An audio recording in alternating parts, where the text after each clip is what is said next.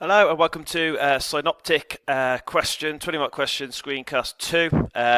This screencast is your second Physiological Factors Synoptic screencast, and we're going to have a look now at two specific areas then and how they link into the middle. So we're looking at applied anatomy and physiology, and we're looking at respiratory system, and then we're also having a look at altitude, okay, and how these two could link in to the aerobic capacity. So this is what we're going to have a look on this and see. I mean, this question is probably the most complex. It might not be perfectly put together by me, but I just want to make sure you've seen, firstly, figures, and secondly, you have an understanding that, the process of gaseous exchange within respiration is massively impacted by altitude, so it could be linked in some part of the exam. So that's how we're going to have a look. I should probably move on then. So let's have a look at this. So say for example, I've got here, you've got internal gaseous exchange at rest and at exercise. What that means is internal into your muscles, so from the blood to muscles. So what it's got then, gaseous exchange between the blood capillaries and muscles at rest at sea level. Okay, so it's got in here. So it's got oxygen in your blood, oxygen in your muscles, carbon dioxide in your blood, carbon dioxide in the muscles. Likewise, it's got the same at exercise, and I've just put over there, added some figures into that. Okay, so you can see the slight differences. So if you look down to here, that is your scene setter. It's giving you, it could actually give you values for alveoli. It could, I'm not sure which one it's going to do. I've just done this as an example so that you have an understanding of figures and how you would interpret them. So the question would look something like this. So using the information above, compare the process of gaseous exchange between the blood and muscle tissue at rest and exercise whilst at sea level. So what you've got to do is you've got to compare these two. Both of them are at sea level, okay, so you've got to be able to compare the processes of gaseous exchange. Now that's part one. That's, talking about the respiratory system and gaseous exchange.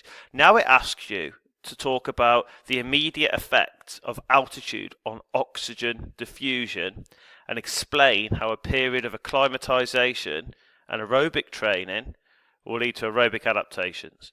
So what it's basically saying here then, part one, as we'll have a look onto here, it's asking you to consider this. So it's asking you to look and say, right, at rest of the muscle tissue, and it's going to ask you about the process of gaseous exchange. So we have to use our GASP-DD process. So if we look at the rest of the muscle, what we need to do is we need to split up our two gases, which are oxygen and carbon dioxide, and you have a look there, think, right. So what you're looking then, so if you look here, so you've got a partial pressure of oxygen is 100 millimeters of mercury here, okay, so you've got that down there, and the muscle there's only 40, okay, so that causes a diffusion gradient, which means that oxygen diffuses from the blood to the muscles. Just the figures say what you would already know, okay, at rest. Now, because there's a high partial pressure of that there and a low there, and then if you look at carbon dioxide, there's a high partial pressure of carbon dioxide in the muscle, low, 40 in the blood, therefore there's a diffusion gradient, and CO2 diffuses from muscle into the blood. Now, can you see how that works? Now, at exercise, you'll start to see that there is slight differences. Now, remember what you have to talk about when it's exercise, we have to think about the exaggeration process. So when you're comparing it, the biggest difference, of course, is that there is a lower PO2 in the muscle tissue there. There's still a high PO2 in the blood, so therefore there's just a steeper diffusion gradient and faster diffusion will occur. Likewise, the same here. So what we've got a massive rise there from 46 up to 80. So there's a higher PCO2 in the muscle due to the kind of waste products we produce when exercising, and then there is a low of 40 PCO2 in the blood, therefore there's a steeper and faster diffusion process takes place here. So that's just the basics of interpreting information. You know this in terms of GASP-DD. You know you have to say the special rule. You know you have to say where the partial pressure of a gas is high, where it's low. That leads to a diffusion gradient for that gas. You know those processes. What I'm just getting you your brains into is that you could get it like this. So you actually have to look. Don't panic. Just make sure you understand that kind of, where it's high, it's just giving a figure where it's high. Where it's low, it's giving you a figure where it's low. Okay, so that's just an important point there. After you've done that, you would then have to compare it to, like I said, to exercise, so the steeper diffusion gradients between oxygen and carbon dioxide. But it's a really easy to forget. If it's talking about the muscle at exercise, M plus X. Remember, the reason why these diffusion gradients are steeper and faster diffusion takes place is actually because of this, because during exercise at the muscle tissue you have an increase in T, A, and these cause the two diffusion gradients here, and then you also have that affinity process here. So just remember that although you've got a steeper diffusion gradient, a faster diffusion during exercise at the muscle, that is due to the dissociation curve moving to the right, and that's caused by TACO. That's why I think this question might be too complicated, but I certainly don't think it hurts you to have a look at it in case you get something similar. The next part then is having a look at the process of altitude. Now, altitude and the immediate effects of altitude on oxygen diffusion. So this is asking you to say, right, from the whole process, we have to talk about hypoxic. So hypoxic means that there's a low partial pressure of oxygen in the atmospheric air. That then means there's a reduced oxygen. So all this, remember, is decreased, because you have to say PDD, A, PDD, and then we link it to aerobic and anaerobic performance. Do you remember this process? Less oxygen in the air, therefore reduced partial pressure of oxygen in the alveoli. This refuses the oxygen diffusion gradient between the alveoli and blood. This refuses the amount of oxygen diffused in there, which then reduces the association of oxygen to hemoglobin.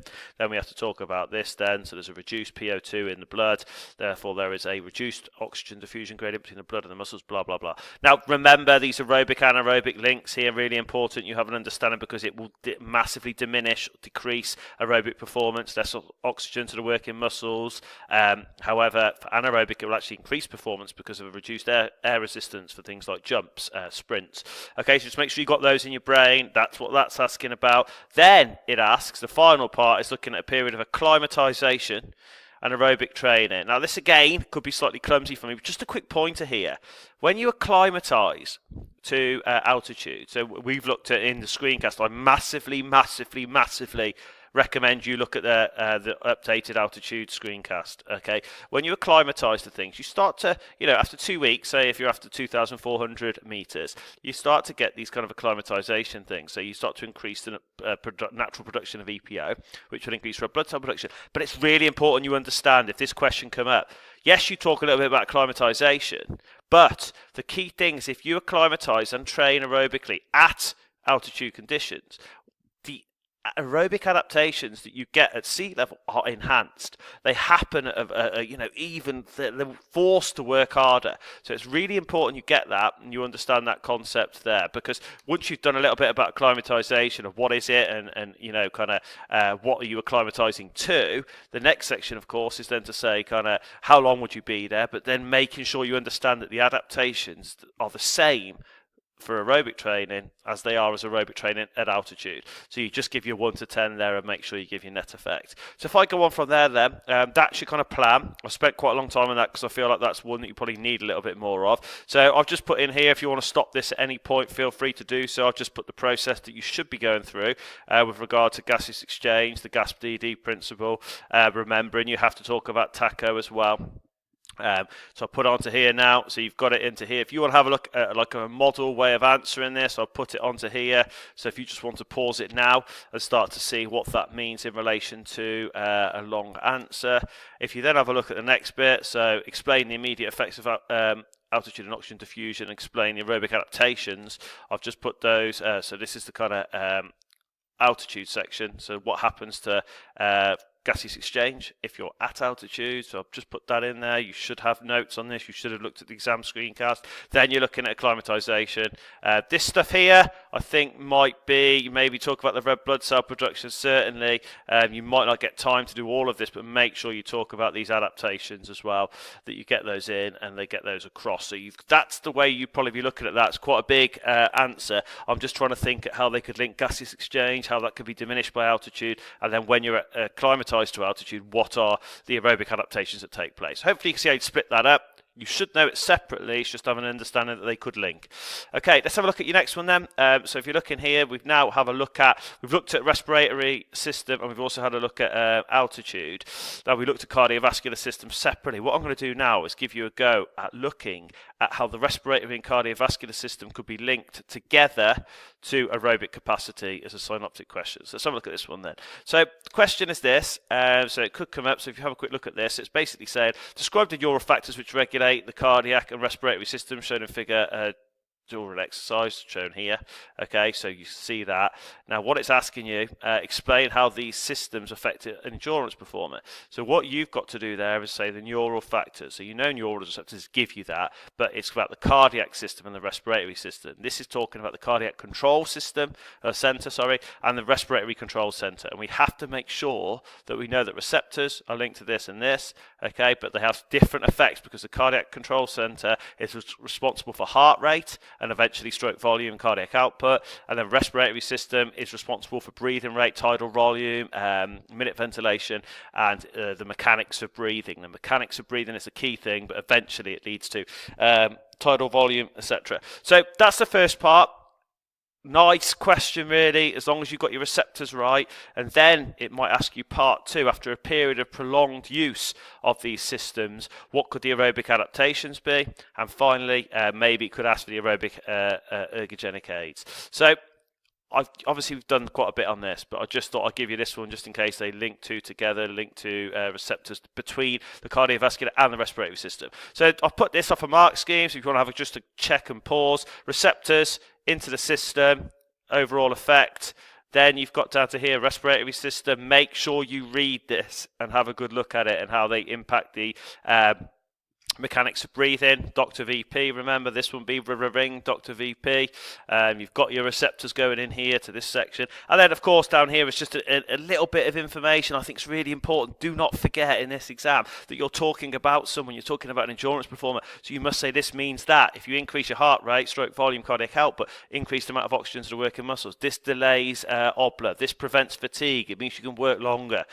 So just making sure you've got these bits down here that I've underlined and you're giving it some context. So part 2, of course, for that will be linked to aerobic adaptations. If it did ask for that, if you had a prolonged period of exercising with your respiratory and cardiac control center, obviously aerobic adaptations will come up again. See how important these are, and then going on for the next bit, exactly the same as we did before, ergogenic aids that could maybe improve aerobic performance, and have a look onto those. Okay, so that's that one. You see how those links. We'll have a look at some other links on your next screencast.